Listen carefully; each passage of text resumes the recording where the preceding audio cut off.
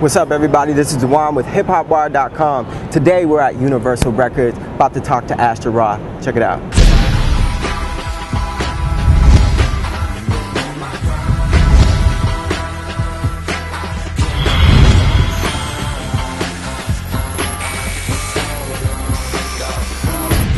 My man, how are you? I'm well, man. How are you? I'm well, thanks.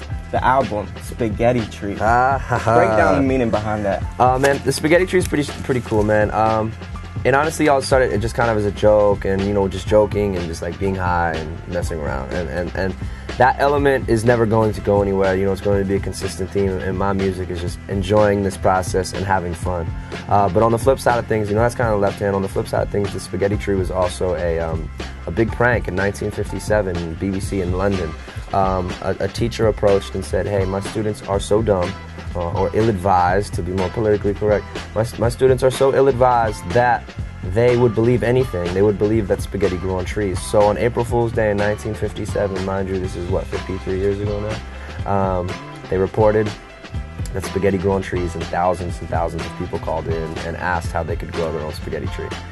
So with those two things, with the fun element and just chilling, smoking some tree and kicking back, having a shot of Jameson, and then also let's prioritize and get our shit together and be more responsible for who we are as human beings and smarten up. With those two kind of themes coming together, that's what you'll find is the Spaghetti Tree.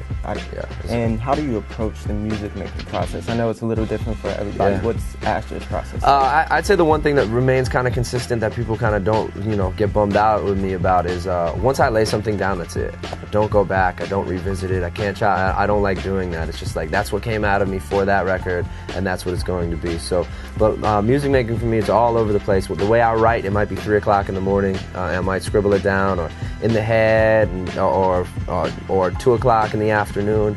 It's really, but I draw from such real life experiences and just the stuff that I'm going through that I need to be sitting down and writing for a reason. You know what I mean? I find it really hard for me to motivate myself to just write a rap song about how amazing I am. You know what I mean? So that's why content and wordplay and all that stuff is really important to me, because I can only stay, motivated about, rapping about the greatness of myself, blah, blah, blah, all the stuff that I have and you don't, that kind of stuff. Like, it gets really hard to do that over and over again. This from Philly or Philly as a city have any impact on your music?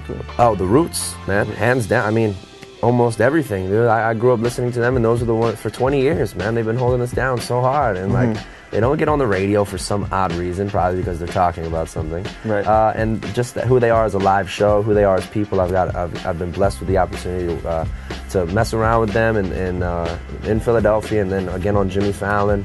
So I've had at the Roots picnic and stuff. I see those guys. They're just beautiful human beings. They know what they're talking about, and they just do it, and they do it well, man. And that's just something that I just want to make music that has some credibility and talks about some real shit, and also it's therapeutic in a sense you can get some stuff off my chest. All right, and considering that hip-hop is dominated by African Americans, both as a culture and an art form. Absolutely. Do you find it challenging to navigate because you're not black?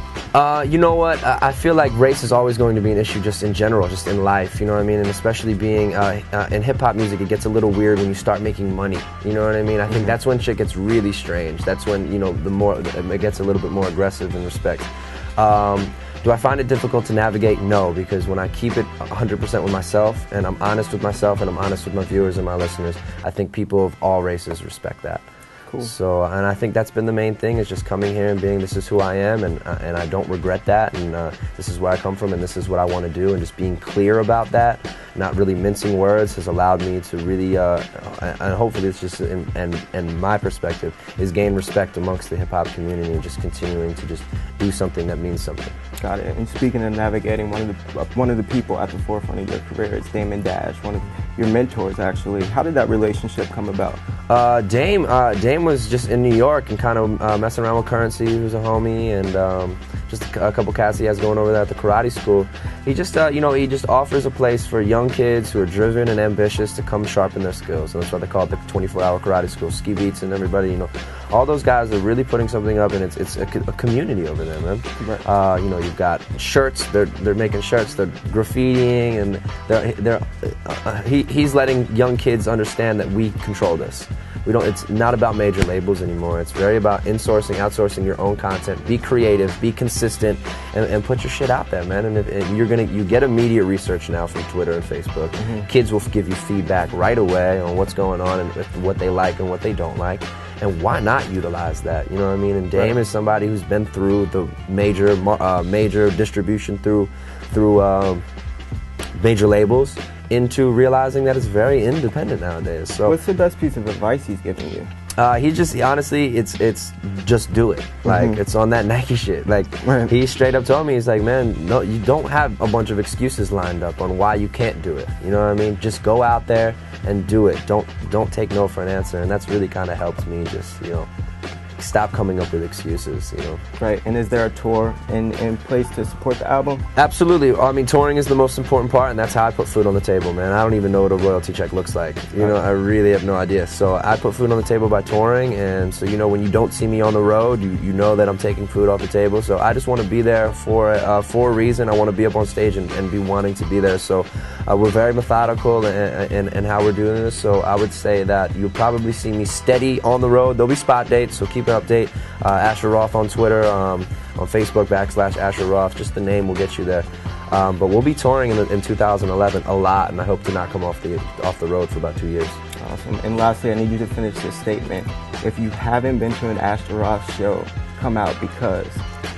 If you haven't been to an Asher Roth show, come out because it's a damn good time, man. It really is. Like, we throw our hands up, we dance, we jump around. It gives people a real opportunity to get involved in the music.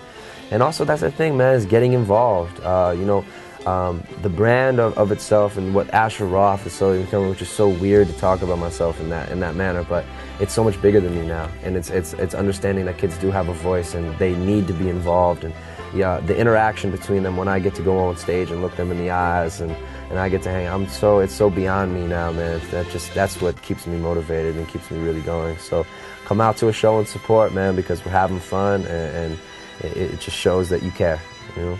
Dope. Thank you, man. Appreciate you, man. Best of luck to you. Hip Hop Wired, man. Hip Hop Wired. Peace.